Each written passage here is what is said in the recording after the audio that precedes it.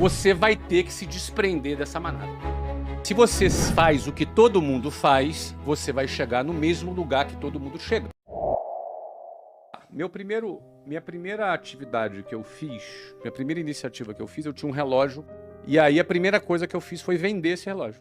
Então eu comecei a vender para os meus amigos, amigos do bairro, amigos da escola. Daqui a pouco eu comecei a vender para vizinho do amigo. E o negócio começou a rodar. Depois, num segundo momento, quando eu comecei a vender com um pouco mais de escala, eu comecei a questionar.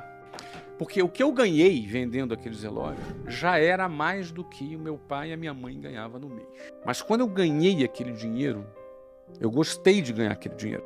E eu me senti assim, cara, por que que as pessoas pegam 2 horas de ônibus para ganhar um salário mínimo? Por que que elas fazem isso?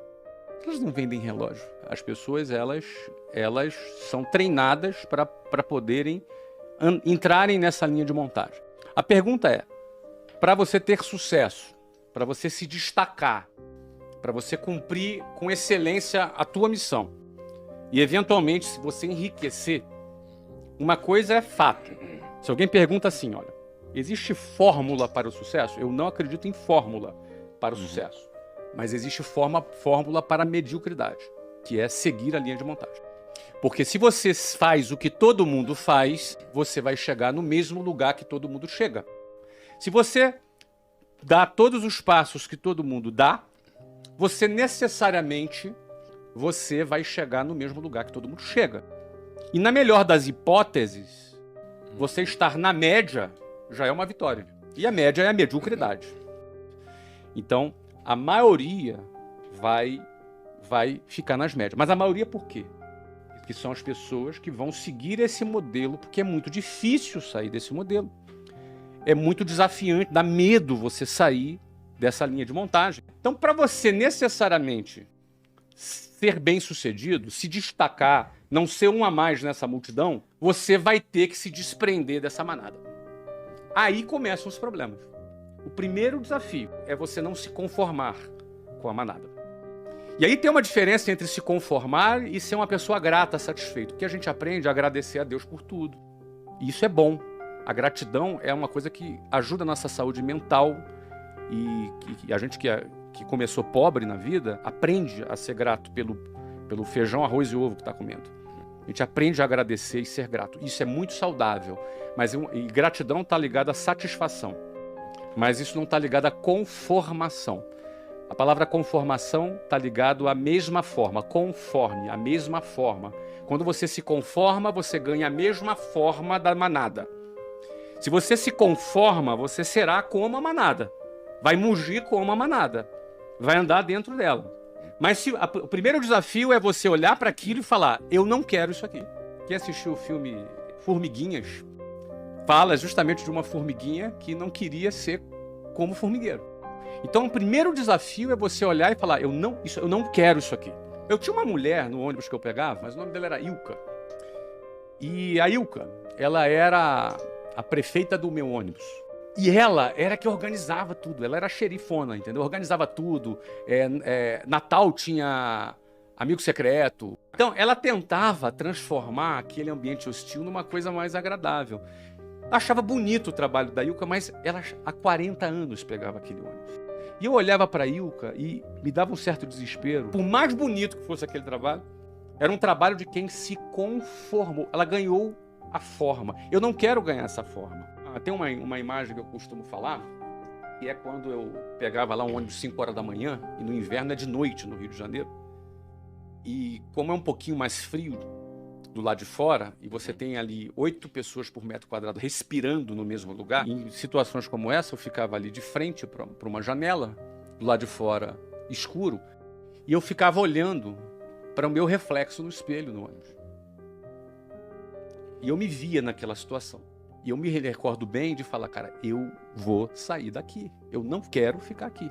Então, eu acho que o primeiro ponto é você dar um basta para você não se conformar com aquilo. A primeira coisa.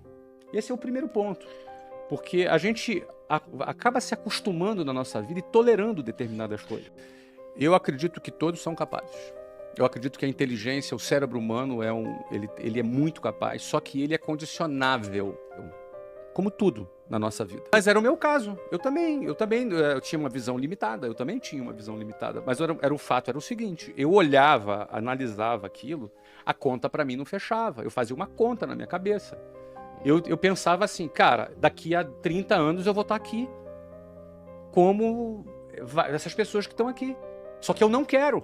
Então, assim, quando você começa a questionar, o teu cérebro começa a pensar, cara, o que eu vou fazer para sair daqui? Eu não tinha as respostas ainda. Não necessariamente a pessoa sabe o que vai fazer. Não é fácil.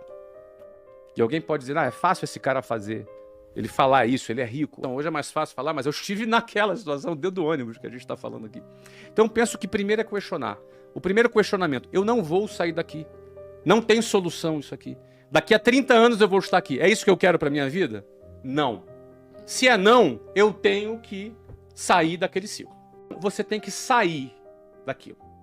Porque a decisão de sair da manada, os primeiros metros longe da manada, a manada te vê saindo dela. E a manada te julga, te põe medo. Vai começar assim. Geralmente, as piores pessoas para você vender são os amigos e parentes. São os piores. Eu tinha um vizinho que logo quando eu comecei a vender curso de inglês, eu arrumei um emprego para vender curso de inglês. E fui começar a vender curso de inglês. E ele era um cara que trabalhava de gravata. E eu achava assim, cara, esse cara deve ser importante. E aí eu fui lá falar do inglês para ele. E ele marcou na casa dele. Eu fui na casa dele, sentei com ele à mesa, apresentei tudo, cara. Ele deixou apresentar tudo, cara. E ficava fazendo perguntas, se fazendo de interessado. A gente ficou 1 hora conversando.